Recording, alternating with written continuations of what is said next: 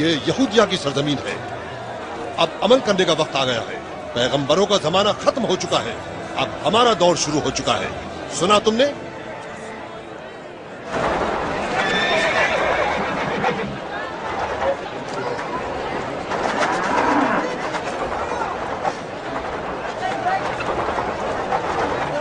وہ آ رہا ہے، یہ گارڈ کا کمانڈر ہے. تم دونوں یہاں کیا کر رہے ہو؟ ہم دونوں تمہارے ان خوبصورت خچروں کو دیکھ رہے تھے جناب کوتوال. مذاق کر رہے ہو میرے ساتھ؟ بالکل نہیں، ہم سوچ رہے تھے ہم تمہیں ان خچروں کے ساتھ ان کی گاڑی میں باندھ دیں.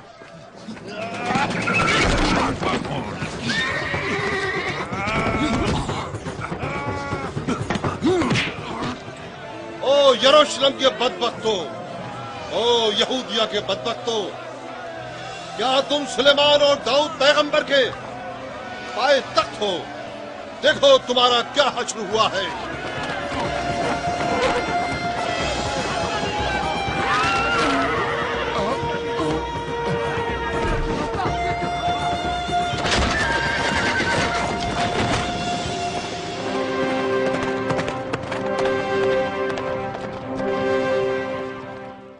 قیصر اعظم کے نمائندے، عزت مآب محترم جناب جنرل پونٹیس پلیٹل صاحب تشریف لا رہے ہیں. ہوشیار ہو جاؤ، احترام واجب ہے.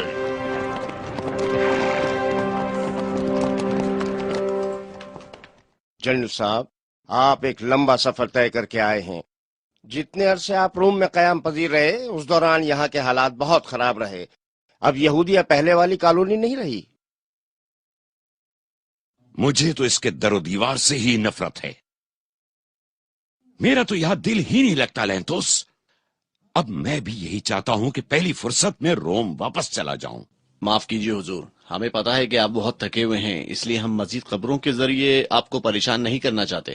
اوہ کوئی بات نہیں، تم بات جاری رکھو. جناب، یہاں ایک شخص کے بارے میں کچھ نئی خبریں ہیں جو ناصری کے نام سے مشہور ہے. وہ یہاں کا رہنے والا نہیں ہے. یہاں کے بہت سے لوگ اس کے گرویدہ ہو چکے ہیں. عبادت گاہوں کے سرپرست اسے اپنے لیے ایک بہت خطرہ سمجھتے ہیں. وہ اس کے ہاتھوں اپنے مستقبل کی تباہی دیکھ رہے ہیں. بہت اچھی خبر ہے. مجھے اس طرح کے لوگ بہت اچھے لگتے ہیں. جناب علی، میں درخواست کرتا ہوں کہ آپ اس مسئلے پر کچھ غور فرمائیں. جتنی باتیں تم نے مجھے بتائی ہیں اس سے وہ مجھے بہت اچھا لگا. جس کسی نے بھی اسے یروشلم بھیجا ہے بہت ہی مناسب اقدام کیا ہے، اور وہ صحیح وقت پر یروشلم آیا ہے. ادریان، کیا نام بتایا تم نے اس کا؟ ناصری جناب، عیسیٰ ناصری.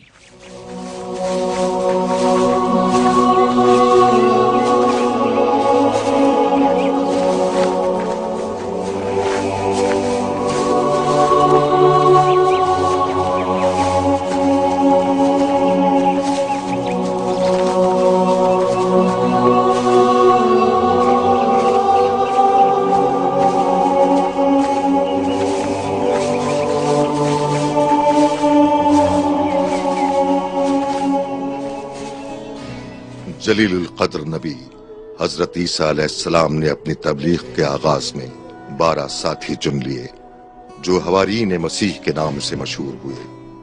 ان جانثاروں کے نام یہ ہیں: پطرس جو کہ ماہی گیر تھے، ان کے بھائی اندریوس،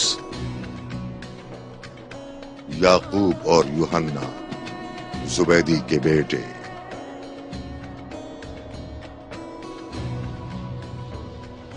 یوسف لاوی جو براباس کے نام سے مشہور تھے، اور آپ حضرت عیسیٰ علیہ السلام کی محبت کی وجہ سے قبرص سے فلسطین آئے تھے، متا جو رومیوں کے لیے مالیات کی دیکھ بھال پر مامور تھے، لیکن وہ حضرت عیسیٰ علیہ السلام کی تعلیمات کے نتیجے میں ان کے اصحاب میں شامل ہو گئے، فلپ جو کہ چرواہا تھے، قیداؤس، یعقوب، بطلموس، یوحنا جو کہ مشرقی سرزمین سے عیسیٰ کے دیدار کے لیے یروشلم آئے تھے، یہودا، شمعون اسکریتی کا بیٹا بھی ان لوگوں میں شامل تھا، لیکن اس نے حضرت مسیح کی رفاقت سے کوئی فیض حاصل نہیں کیا۔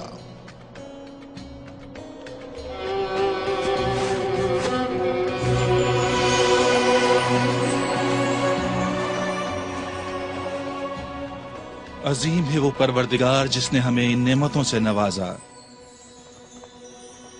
اب یہ ہمارا فرض ہے کہ ہم پورے خلوص کے ساتھ اس کی بندگی اور عبادت کریں۔ کتنے خوش قسمت ہیں وہ لوگ جو اس دنیا کی زندگی کو رنج و اندھو سمجھتے ہیں، کیونکہ حقیقی آرام و خوشی اس زندگی کے بعد نصیب ہوگی۔ کتنے خوش قسمت ہیں وہ فقیر لوگ جو دنیاوی لذتوں سے منہ موڑ لیتے ہیں اس لیے کہ وہ عنقریب پروردگار کی نہ ختم ہونے والی نعمتوں سے نوازے جائیں گے۔ کتنے خوش قسمت ہیں وہ لوگ جنہیں خدائے رحیم کے ملائکہ بہشت کے طعام پیش کریں گے۔ تم لوگ اس دنیا میں مسافروں کی مانند ہو۔ کیا اس دنیا کا کوئی مسافر ایسا ہو سکتا ہے جو اپنے ان عالیشان محلوں، زرخیز زمینوں اور دنیاوی دولت کے خزانوں کو لے کر چلے؟ نہیں، یہ ممکن نہیں۔ وہ اپنے ساتھ انہی چیزوں کو لے جا سکتا ہے جو اس کے لیے فائدہ مند ہوں۔ یہ ایک بہت بڑی مثال ہے تمہاری زندگی کے لیے۔ یہودیہ کی سرزمین میں ہر قسم کی مخالفت اور بغاوت کو بہت ہی بے دردی سے کچل دیا جاتا تھا۔ رومیوں کی یہ رسم تھی کہ ایک رومی کے قتل کے بدلے میں 2 مقامی شہریوں کو پھانسی دی جاتی تھی۔ ایک دن جنرل کلاچل کے حکم کے مطابق رومی فوجی ایک مقامی شہری کو قتل کے الزام میں یروشلم سے پھانسی گھاٹ کی طرف سزا دینے کے لیے لے جا رہے تھے۔ یروشلم پر قبضہ شروع ہی سے ہمارے لیے ایک مصیبت بنا ہے۔ کیا یہ ہماری غلطی نہیں تھی؟ تم ٹھیک کہہ رہے ہو، لیکن یہ فیصلہ ہم نے نہیں کیا تھا بلکہ روم میں طے پایا تھا۔ برابر، رومی فوج یروشلم کے پرانے دروازے تک پہنچ چکی ہے۔ ہمیں کیا کرنا چاہیے؟ چلو چل کر دیکھتے ہیں۔ سپاہیوں سیدھے چلتے رہو، ہمیں شہر سے ہوتے ہوئے گولگٹا جانا ہے۔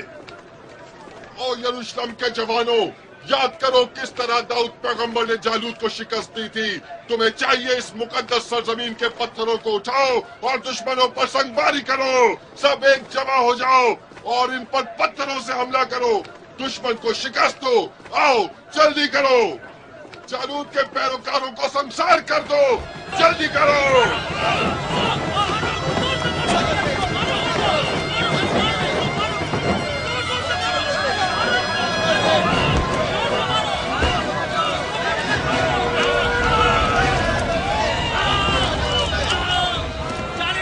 یروشلم کے لوگوں، کرو مت، حملہ کرو۔ ان کی تعداد بہت زیادہ ہے، ہمیں مزید فوج طلب کرنی چاہیے۔ ان کے کمانڈروں کو نشانہ بناؤ، مار دو سب کو۔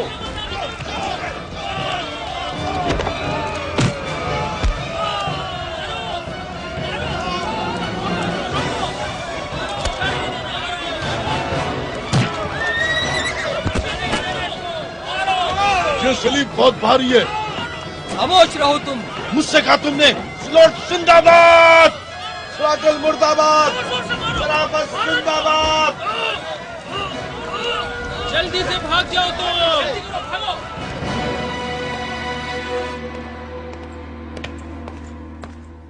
جنرل صاحب حکم دیجئے۔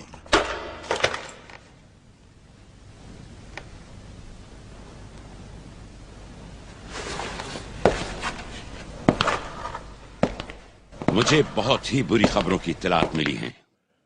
کیسی خبریں جنرل صاحب؟ میرے علم میں یہ بات آئی ہے کہ ملزم کو پھانسی گھاٹ کی طرف لے جاتے ہوئے بلوے کے دوران فرار کر دیا گیا ہے۔ اس بلوے کا نقشہ میں نے خود کھینچا تھا، اس کا مقصد لوگوں میں خوف و ہراس پھیلانا تھا، لیکن لینتوس تم سے بڑی کوتاہی ہوئی۔ تمہاری غفلت کی وجہ سے قیدی فرار ہو گیا۔ جناب علی، میری کوئی غلطی نہیں ہے۔ اب جاؤ اور جیل میں سے 2 قیدیوں کو جل چونا لے جا کر پھانسی دے دو۔ یہ کام آج ہی ہو جانا چاہیے۔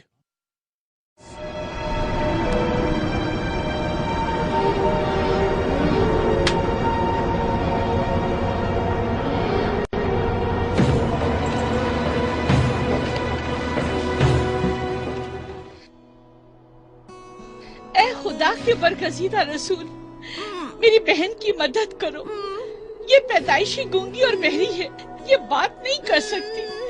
जब से ये दुनिया में आई है ये कुछ भी नहीं सुन सकती।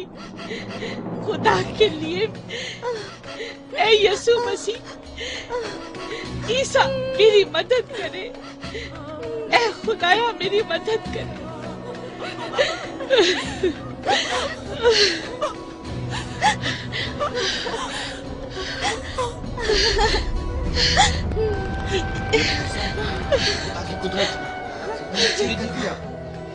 देखो कैसे हो गया ये, देखो। मैं सुन सकती, ये सुन सकती है, ये सुन सकती है। मेरी बहन ठीक हो गई है, ऐ खुदा तेरा शुक्र है, ये बोल सकती है। ईसा मसीह की दुआ से तुम ठीक हो गई हो, ये सुन सकती है, ये बोल सकती है। मेरी बहन ठीक हो गई है।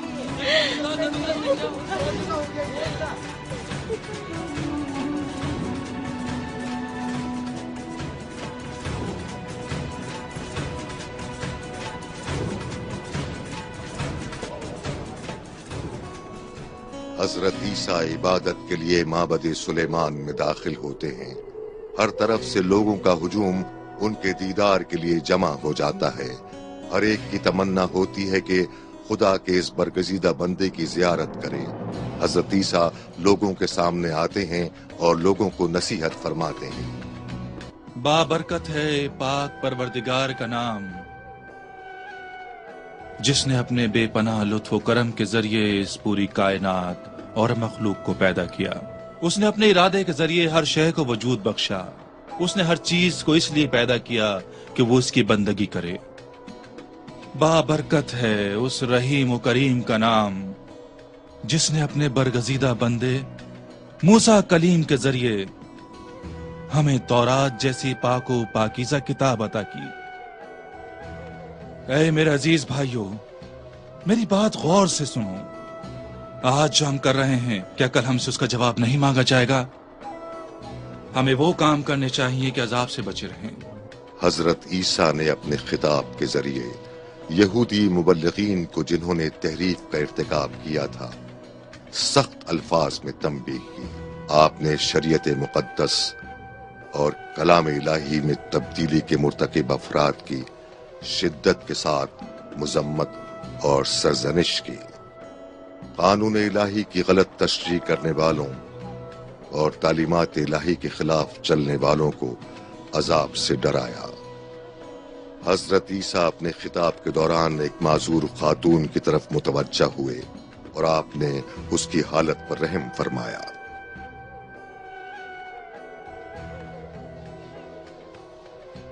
खुदाए कादिर मुतलक के नाम से खड़े होने की कोशिश करो, ताकि ये लोग समझ लें कि मैं हक के सिवा कुछ नहीं कहता। खुदाए रहीम यह चाहता है कि मैं उसके बाबरकत नाम से इस कौम के साथ गुफ्तगू करूं।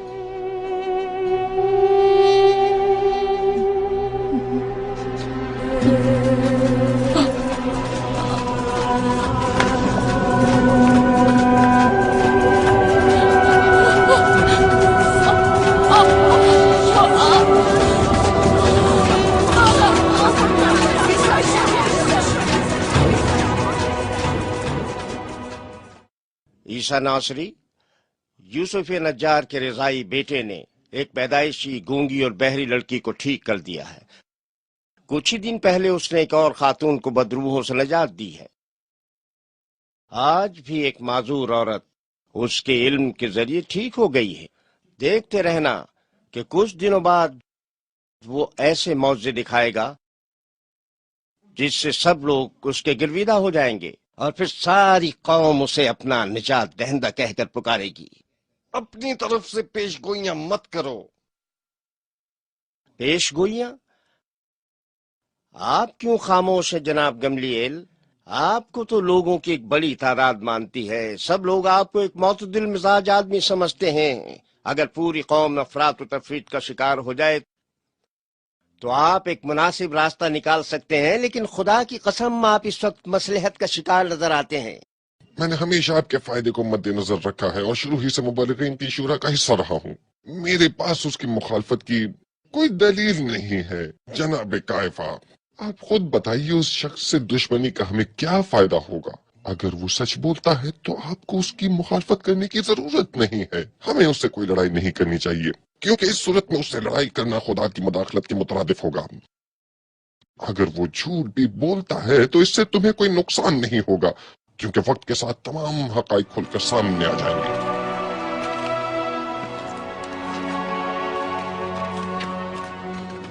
ऐ मेरे उस्ताद, क्या आपका परवरदिगार हमारे लिए आसमान से ताम भेजकर हमें अपनी नेमतों से नवाज सकता है? ये आप कैसी बातें कर रहे हैं? मेरा परवरदिगार हर चीज पर कादिर है, उसके लिए कोई भी काम मुश्किल नहीं है। वो जब भी किसी काम का इरादा करे तो वो हो जाता है। हमारी ख्वाहिश है कि परवरदिगार हमारे लिए आसमान से ताहम नाजिल फरमाए, ताकि इस नेमत खुदाबंदी के जरिए आप पर हमारा ईमान और भी मजबूत हो जाए और ये नेमत हमारे यकीन के लिए दलील बन जाए।